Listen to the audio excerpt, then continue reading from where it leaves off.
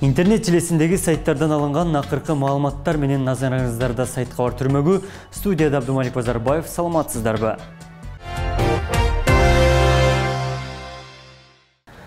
Токтогул районунда Жигули ВАЗ-2107 менен ман күйүүчү май ташыган автоунаасы кагышып, Каргашанын кесепетинен 3 киши каза тапты. Жол кырсыгы 15 сентябрь күнү саат 7:14 чамасында Торкент айыл аймагынын Каражыгач айылында Бишкек-Ош Уна жолунун 308 чакырымында катталган.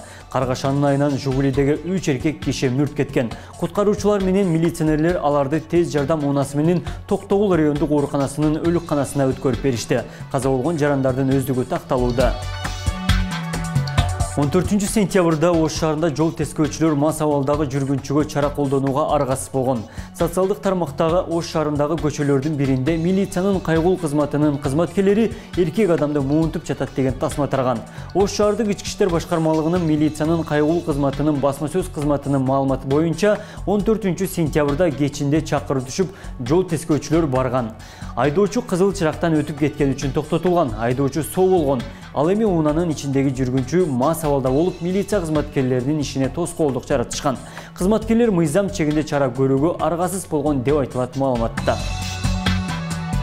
Бишкекте 22 жаштагы Темирбек кызы Азиза дайынсыз болууда. 14 сентябрда аталган райондук милиция бөлүмүнө аял киши арыз менен кайрылып, 1999 жылы туулган Темирбек кызы Азиза дайынсыз болуп жатканын кабарлаган. Ал ошол эле күнү саат 14:00 баш мачок дүкөнүнөн чыккан бойдон үйүнө кайтып барган эмес. Учурда кызды издөө иштери жүрүп жатат.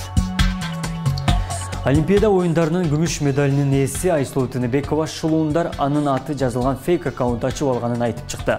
Тыныбекова Фейсбуктагы баракчасы аркылуу пост жазып, шылуундар фейк аккаунт ачып, алдамчылык менен акча табуунун аракетин көрүп жатканын билдирди. Мындай көрүнүшкө капамын жана баракчанын ээлерине ар түрдүү жалган акцияларды уюштурбоону өтүнөм. Тилекке каршы бул фейк маалыматка ишенип миңдеген адамдар акцияга катышып жаткандары көрүнүп турат деп жазды спортчу. Айсулуу Тыныбекова катталуучуларды ал баракчага кирип арыздануу баскычын басууну суранат.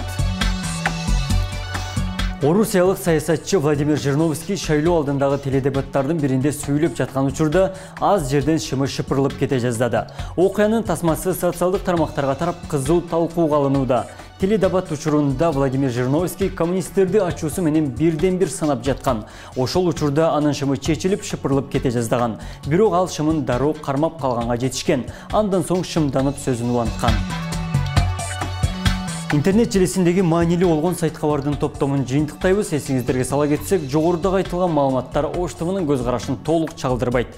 Кечиңиздер көңүлдүү улансын, амандыкта жүз көрүшөлү.